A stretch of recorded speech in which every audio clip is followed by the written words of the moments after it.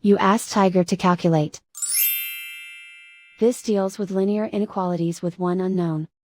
The final result is x smaller than 16. Let's solve it step by step. Group all constants on the right side of the inequality. Subtract 5 from both sides.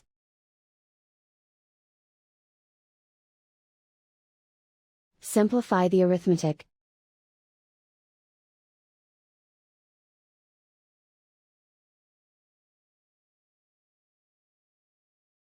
Isolate the x. Multiply both sides by inverse fraction 2/1.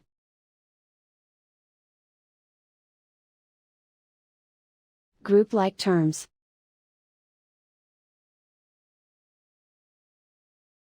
Multiply the coefficients.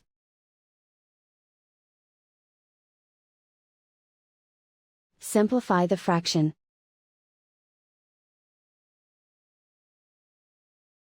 Simplify the arithmetic.